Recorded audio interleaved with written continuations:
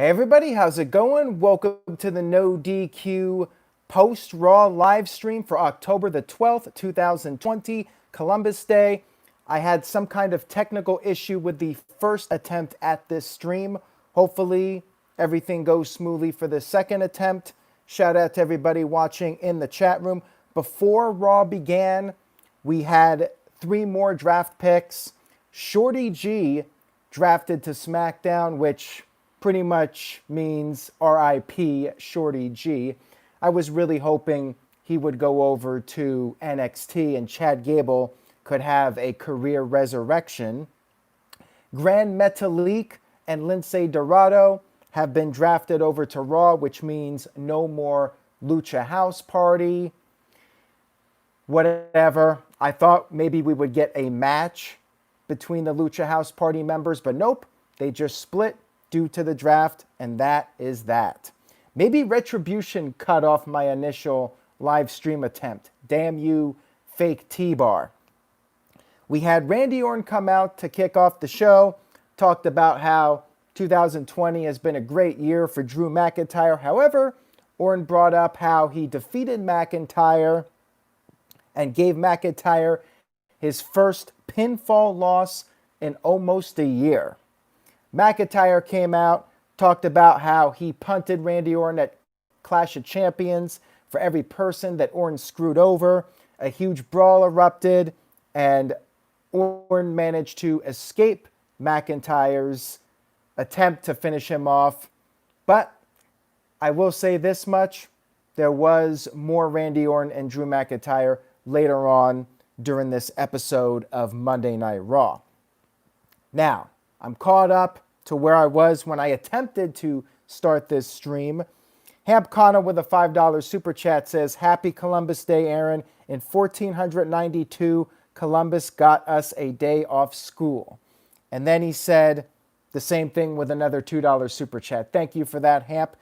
Yeah, pretty much the only thing people like about Columbus Day in 2020 is that you get a day off of school, although some people are still working on Columbus Day. Moving on here, we had round 1 of the second part of the draft. This was night 2 of the 2020 WWE Draft. We had The Fiend drafted to Monday Night Raw from SmackDown. So The Fiend, the number 1 pick of night 2. Not a champion, but as I mentioned, I believe on Friday, I figured the Fiend would be the number 1 pick. So I guess it makes sense. He is the Fiend. He's probably the biggest star that wasn't drafted on Friday. TJS with a $5 super chat. Thank you for that, Tyler. He says, Fiend being in the draft is character assassination. Why would he play by the rules? Have him show up on Raw. What's next? Him on the Survivor Series team? I'm not really sure if it was the right move or not to have him announced as the draft pick. The whole thing with the way it was done this year was a bit ridiculous in my opinion. You had no GMs. You just had Stephanie out there announcing the picks on behalf of Raw and SmackDown. It was very lazy. I think it could have been done a lot better. And we had some extra draft picks announced on Raw Talk, which is going head-to-head with me. Riddick Moss is on Raw, don't care. Riot Squad is on SmackDown, I guess a fresh start for them. And Arturo Ruas to Monday Night Raw, don't care. Thank you for that, though, Steve-O, I appreciate it. And make sure you guys check out Too Sweet Cosplay, his channel. Search it on YouTube. Psycho Jet Black with a $2 super chat says, what's going on with Ali and Retribution? Well, I got to tell you guys, Ali cut this mind-blowing promo, but you're going to have to wait until I can describe it to you. Stay tuned for the rest of this live stream, and I'll tell you all about this promo that put Hulk Hogan's heel turn promo to shame, Bret Hart's heel turn promo to shame. I mean, it was just next level awesome. You guys are going to have to wait and get my thoughts on it, so stay tuned. The first SmackDown pick was Bayley, the SmackDown Women's Champion, which makes sense. She's the SmackDown Women's Champion. You want to draft your champions. Duh. Randy Orton drafted to Monday Night Raw. No surprise there. Although he's got to be pissed off that the Fiend got picked ahead of him. SmackDown picked the Street Profits. Why not? Raw got the SmackDown Tag Team Champions, so SmackDown gets the Raw Tag Team Champions. Okay. And then Charlotte, who hasn't been on television in months, got drafted to Raw. Did we really need Charlotte drafted when she's been out of action? Like, what about Keith Lee? Keith Lee was drafted pretty low on this list. He should have been there. They should have just said, since Charlotte is out of action, she's not eligible to be drafted. Like, I think that was the first mistake WWE made with this set of draft picks. Charlotte did not need to be announced here. You could have put Keith Lee in this spot. We had our first match of the evening, which was Aleister Black versus Kevin Owens in a no DQ match. They started fighting right off the bat. You know, they got some heat here between the two of them that needed to be settled. They fought on the outside. Owens hit a cannonball onto Black into the barricade. Owens then set up a table, but because he was busy doing that, he was allowing Black to recover, and Black slammed Owens onto the announce table. And then back in the ring, Owens set up some chairs in the ring and then attempted to do a superplex to Black through the chairs. That backfired because whoever sets up the furniture, whether it's a table or chairs, that person gets put through it. Owens got basically knocked onto the chairs, and then Black came off the top with the Meteora, the double knees, slamming Owens through those chairs. And then Black brought that table that Owens had set up earlier into the ring, set it up, and you know what that means. Yes, Black went for Black Mass on the outside, but hit the ring post. Owens got him back in the ring, hit the stunner, and then Owens powerbombed Black through the table. It always happens. The guy that sets up the table gets put through it. It's becoming a very predictable trend in wrestling, but hey, it is what it is. Owens picks up the victory over, I guess, a very game Aleister Black. Good match here between these guys. I enjoyed it. Pretty solid TV match between these two rivals. We had our second round of the draft, night 2.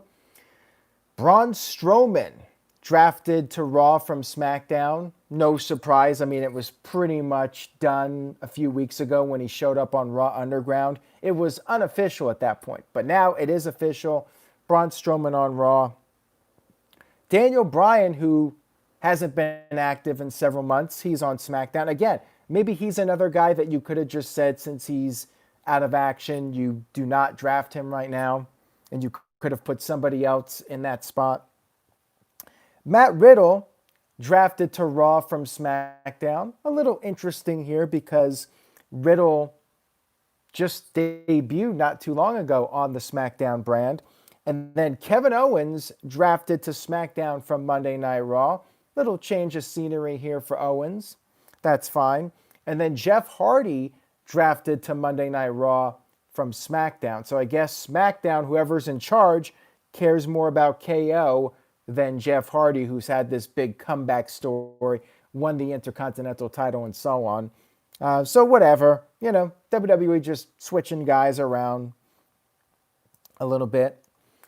We had Miz TV with The Miz and John Morrison with their special guests, Mandy Rose and Dana Brooke.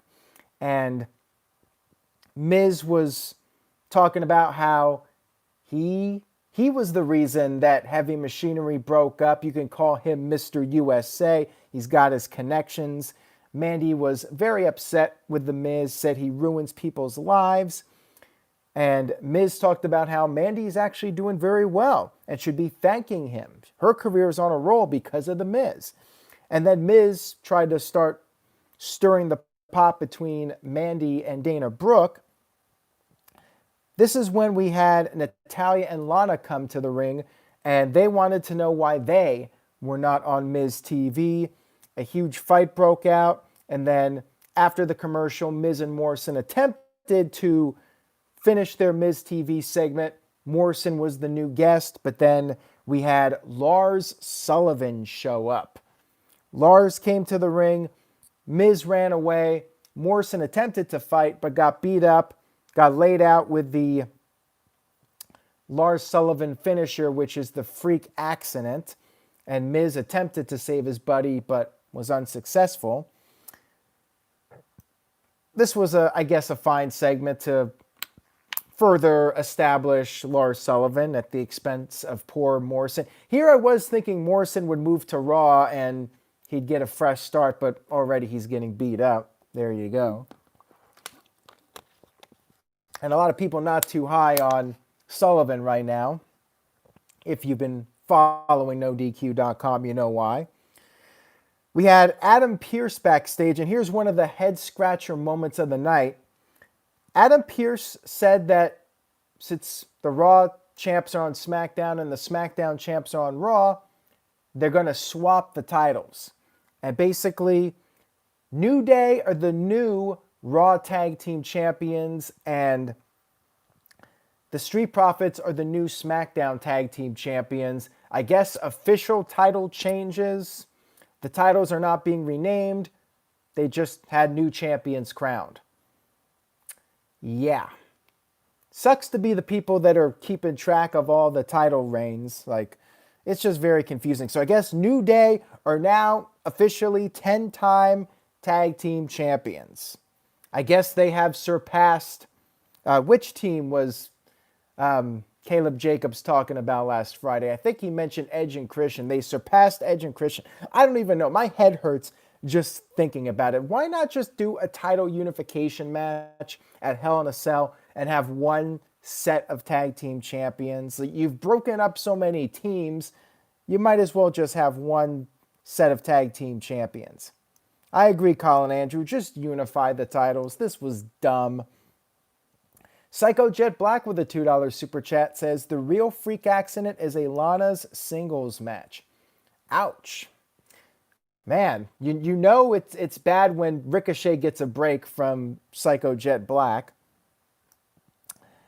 We had the third round of the draft for night 2. We had, oh boy, get this, guys. This one's a doozy. The first pick of round 3 to Raw, Retribution. Yes, the same Retribution with the Molotov cocktails and throwing bricks through the window. Raw drafted Retribution. Who made this pick? Adam Pearce? Like, who did this? Why would Retribution be signed to Raw? Like, at least it would make sense in the storyline if neither side wanted Retribution and they became free agents. Like, why would you willingly draft these guys that have been destroying property and doing all sorts of evil things? No sense whatsoever. We had Lars Sullivan drafted to SmackDown, which we all pretty much assumed. That's fine. Keith Lee drafted to Raw. Really? The people in charge of Raw picked Retribution over Keith Lee, like the former NXT World Champion, you know, one of the hottest guys in the company. He held his own with Roman Reigns at Survivor Series and held his own with Brock Lesnar at the Royal Rumble. You pick Retribution over him. Yeah. And then King Corbin stays on SmackDown, whatever. And then Alexa Bliss is now part of Monday Night Raw, which obviously makes sense because of the whole teaming up with Bray Wyatt, the Fiend. They got their duo, so fully expected that. And then we had Seth Rollins come out to cut his farewell to Raw promo. Said, we've lost the greatest leader in Raw history and nobody can fill his shoes. He's mad, though, because Rey Mysterio and Dominic are also on SmackDown. He said nothing about Murphy, though. We had Jeff Hardy come out, and Rollins said Hardy has other things to worry about, like facing the Freak, Lars Sullivan, on SmackDown. You see, Jeff Hardy is getting a farewell match against the Freak on SmackDown. Rollins took his leave, but as he was leaving, AJ Styles came out and told Rollins to keep walking. Rollins got offended by this, and Hardy attacked both guys. And when we came back from commercial break, we had a triple threat match, or as Jeff Hardy said, because he issued a challenge to both guys, Jeff Hardy challenged them to a triple threat tag team match. I'm sure that'll make the next Botchamania. All three guys had their moments in the match. Rollins had a hot start. Hardy made a comeback. Rollins came in, got a near fall on Styles with the Falcon Arrow, and then Styles put a calf crusher on Rollins. Hardy hit the Swanton onto Rollins. Styles attempted to steal the pin, but was unsuccessful. And then all of a sudden, out of nowhere, we had Elias making his return to WWE after being out of action for roughly 4.5 months. Elias hit Jeff Hardy with a guitar, which led to AJ Styles picking up the win. Of course, in a triple threat match, it's no DQ, which means the referee could do nothing but count the pin, and Styles defeated Jeff Hardy and Seth Rollins in a triple threat tag team match, as Jeff Hardy put it. We had our round 4 of the draft for night 2, and this is one of those things like, is this being done on the fly? Because Elias was the first pick of this round to SmackDown, meaning he's no longer on SmackDown. He's part of Monday Night Raw.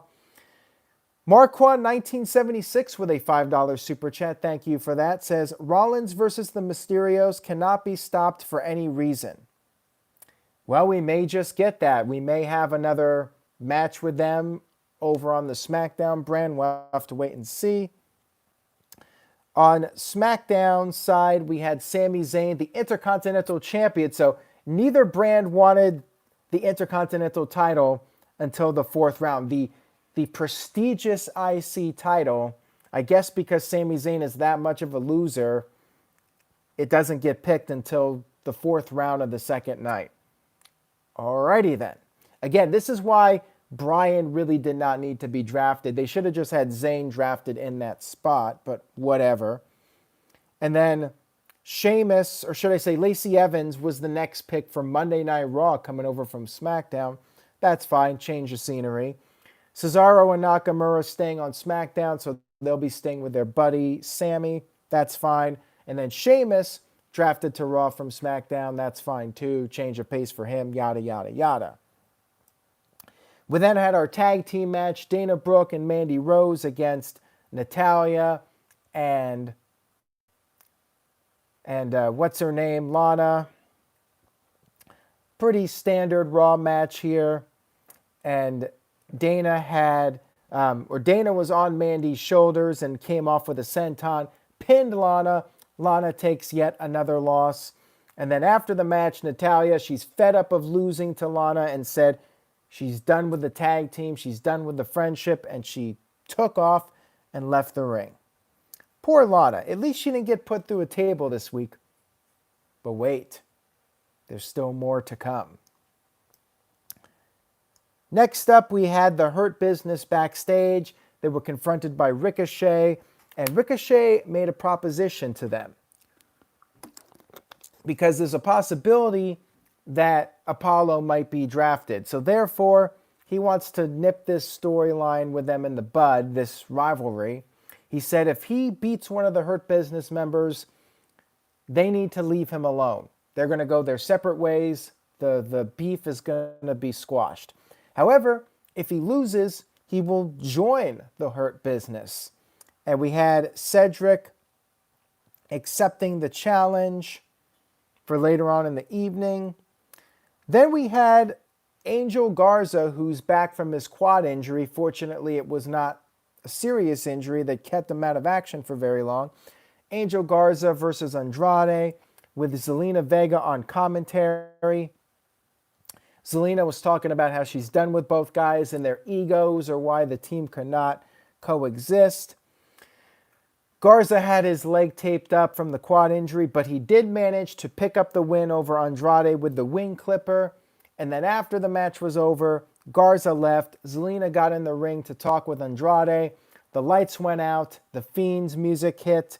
Alexa was in the ring, and then the Fiend popped in from behind, put the mandible claw onto Andrade, and then we had the Fiend and Alexa do dueling Sister Abigails to Andrade and Zelina Vega. Pretty cool segment here. I liked it. Sucks for Andrade, but I mean, hey, at least he's still on Monday Night Raw, unless he got drafted in the Raw Talk post-show draft picks. But let me know in the chat room if there were any other ones that I missed. I did read off a couple earlier. We had our 5th round. There were 6 rounds because 30 people were eligible to be drafted. Nikki Cross was the first Raw pick. So she's still on the same brand with Alexa Bliss. I guess that storyline will continue. Dolph Ziggler and Robert Roode drafted over from Monday Night Raw. Whatever. Ziggler seems to be bouncing around all the time. They never know what to do with the guy. R-Truth drafted to Monday Night Raw. Why would anybody bother with R-Truth? I mean, the guy is very entertaining, but really? Aleister Black is lower than R-Truth. Yeah. And then we had Apollo Crews drafted to SmackDown from Raw. Again, Apollo bouncing around.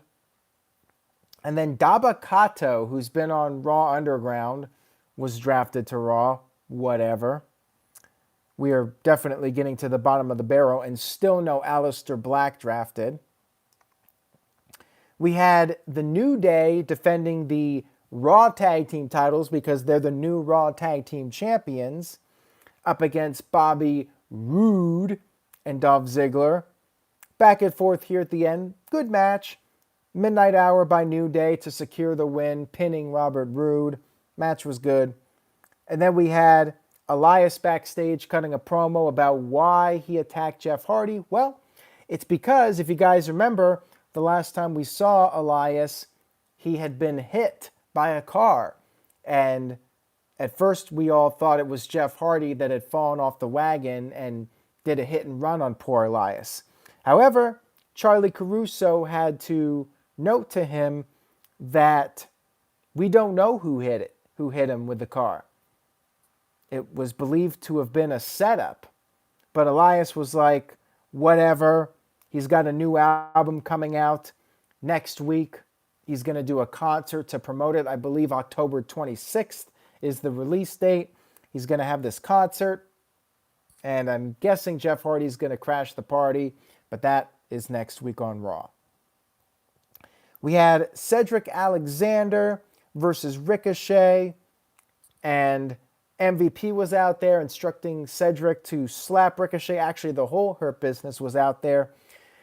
Cedric hit a Michinoku driver, which Ricochet kicked out of, but in the process, the referee got knocked down.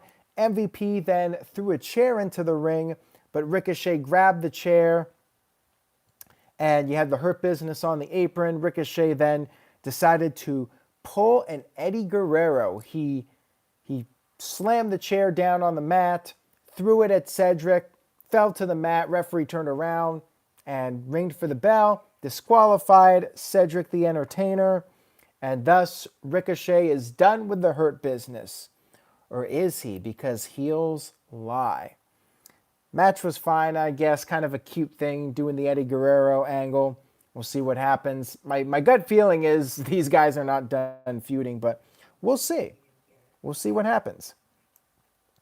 And then we had the 6th and final round of the WWE Draft before the supplemental draft.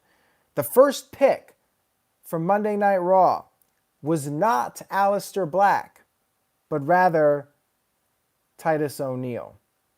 Yeah.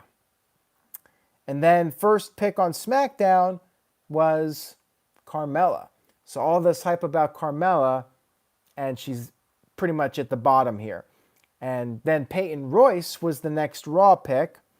And then the final pick for SmackDown was Aleister Black. Poor Aleister. What did that guy do to be at the very bottom of this draft? Ugh. Sucks to be him. And then Tozawa was the last Raw pick. No Andrade, as several people in the chat room mentioned. So poor Andrade. Andrade and Alistair just came off like total chumps on this show, I gotta say. So just to recap, round 7 was on Raw Talk. Apparently it's Lana, Riddick Moss, and that guy from Lucha Underground. And then SmackDown got Natalya and the Riot Squad. And then we had our Women's Battle Royal. Now, I should add that we had about 15-20 minutes left of Raw. WWE had been hyping up that we would hear from Ali and Retribution. We would hear why Ali is the leader of Retribution, this big cliffhanger. And I got to tell you guys, it was the most amazing promo, but you're going to have to wait for it. We had this Women's Battle Royal to determine who will be facing Asuka on next week's show. Before the match, Nia got on the mic and said that either Shayna Baszler is going to win or more likely her, and thus all the other women should just forfeit the match, jump over the top. The women were like, F that. They jumped Nia and Shayna. We had the match. Asuka was out there on commentary. Nia eliminated several women before they all ganged up on her. And then Shayna Baszler helped the women eliminate Nia. Nia was pissed off, so she decided to respond by taking Lana and once again putting Lana through the table. So Lana does not get off 1 week. She only got off the 1 week that Nia and Shayna were not medically cleared to compete. Put through the table for the 4th time in 5 weeks. And as this Battle Royal was going on, we had Drew McIntyre and Randy Orton brawling backstage. Then the Battle Royal resumed. Asuka was for some reason in the backstage area now. I guess she got tired of doing commentary. I don't know. Nikki Cross got eliminated by the Women's Right. Bianca Belair eliminated Shayna Baszler, which I'm like, whoa. I guess Bianca Belair is going to win this Battle Royal and they're going to build her really strong for Asuka. But nope. Pretty much immediately after Bianca eliminated Shayna, she was eliminated by the Riot Squad. Why even have Bianca Belair eliminate Shayna Baszler just to have her immediately eliminated? I thought that was really dumb. Like, Belair should have won the whole thing. Like, give her a push here. That was just such a waste, in my opinion. And then we had the Riot Squad. After that, they were both eliminated at the same time. And it was down to Natalya and Lacey Evans. Natalya almost got eliminated, but managed to keep her feet from hitting the floor. She then swung Lacey into the post. Lacey fell off. Natalya was the winner. But no, as it turns out, Lana was never eliminated. It's this old stupid angle that they do.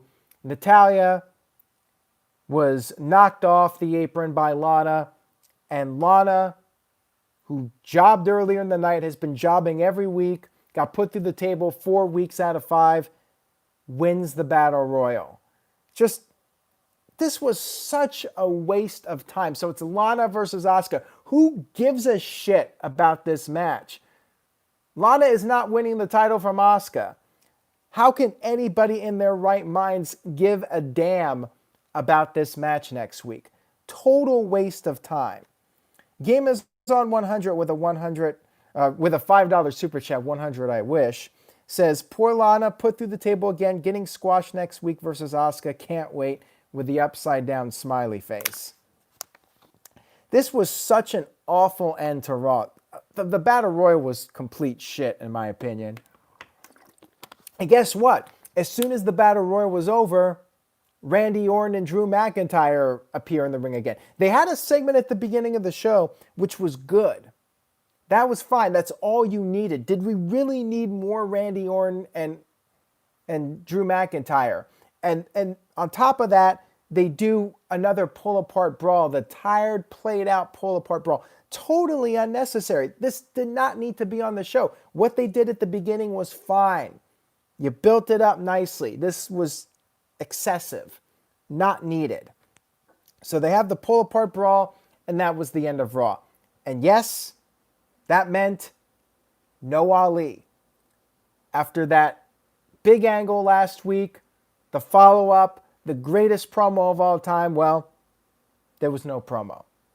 3-hour show, they advertise Ali and Retribution, nothing. No Ali promo to explain what happened. You have the cliffhanger. People want to know what his motivations were. We've been talking about it all week. What's he going to say? Nothing. That is frustrating. It's like I was starting to care about Retribution, and then he doesn't even say anything on this show. Nothing. No Retribution whatsoever, other than they get drafted to Raw. Uthman Entertainment with a $5 super chat says, 4 weeks, go through a table, and then get a title match? Sure, why not? Yeah, pretty much. I mean, how can anybody care about this? That's the season premiere for next week. This was a mess. Like, I enjoyed Smackdown. I thought it was pretty good, although the viewership was very disappointing for it. They barely did above their average number, like barely above 2 million, considering they had the draft and they had all these big matches. They had the first Sasha Banks-Bayley match, which was really bait and switch. You know, they did the 2-minute match with a DQ, but like they hyped a lot of stuff up for it, and they barely did 2 million viewers. And I really don't think Raw is going to do a very good number either. And DYEV with a $5 super chat says, you would think Raw or SmackDown was run by an old man or something. Yeah, you would think that, wouldn't you? And Tim Heidenberg with a $2 super chat says, where was Alexa Bliss? Her and the Fiend are now part of Raw, and they attacked Andrade and Zelina Vega. So yes, they are part of Raw. And that was maybe the highlight of the show. I did like the double Sister Abigail, but yeah, this was not a great Raw. It really dragged again. Like, by the time we got to the second hour, I'm like, there's still 2 hours to go left of this show. Like, how is it so boring? Like, at least SmackDown, I felt, moved a little bit of a faster pace. And still, with this 3-hour show, they could not find time for Ali. So I'm gonna go with the C. I'm being very generous because you did have some interesting things happen on the show. You did have some good angles, some good matches, but yeah, there's a lot of bad stuff too. So giving it a generous C. Shady Snake with an F. Mr. Anderson with an F. Wonka TV with an F. Curtis Butler with a D-. You guys are more brutal with this than I am. Mohammed with a C-. Amanda with an F. Michael Wayne with a C, so he's a little bit more positive. CC Drink with a C+. Game is on 100 with a C-. Matt Helms with a C-. And Tic Tat Tat with a C. So, yeah, some C's in here. I'm not seeing too many B's. Actually, no B's at this point. Dr. NXT with a C- and Michael Heiss with a B+. So there you go. TGS gives it a D+. And Wonka TV says, what about Stephanie's theme? Well, yeah, that just knocks it down instantly. Although I was generous with SmackDown and gave the show an A- despite Stephanie's music. Psycho Jet Black was a $2 super chat, or with a $2 super chat, says, what was the best WWE draft they ever did? Probably the first one. You know, the one, I liked the 2004 one with John Cena making the joke about the balls. That was a good one. The earlier ones, for sure, when WWE actually took the brand extension seriously. I liked 2005 with John Cena coming to Raw. That was a pretty big moment. Tim Heidenberg with a $2 super chat says, I meant the Battle Royal. What was your first comment? Oh, where was Alexa Bliss in the Battle Royal? And I guess being with the Fiend is more important than getting a Raw Women's title match. See, she's not that dumb. She understands. If you're in the Battle Royal, you're just a scrub. You know, you're just a body. she's gonna stand out more. She's not gonna be part of a battle royal where she's just one random person in there. She's gonna wait and find a better opportunity to get that title match. So yeah, that was Raw, everybody. I mean, yeah, a couple good matches, but the battle royal I thought was a mess. The show, the last 30 minutes was kind of I would go for like an F at the end of the show. So thank you guys for tuning in, and hopefully everything came out okay as far as the stream went. This was my second take because YouTube cut me off with the first take. And Psycho Jet Black with the $2 super chat says, would you like Lana more if she was a good wrestler? Well, I would like anybody more if they were a good wrestler. I mean, if she was actually a good entertainer. I mean, she's all right, but nothing special. I mean, she's okay as far as being a performer goes. I mean, if she disappeared from Raw, I would not miss her too much. But yeah, that's all I got for tonight, guys. Thank you so much for tuning in. I appreciate your viewership and support. If you liked the video, of course, subscribe, give it a thumbs up, share it with your friends, and I will see you guys next time to talk about AEW Dynamite. Take care, everybody. Stay positive and be safe.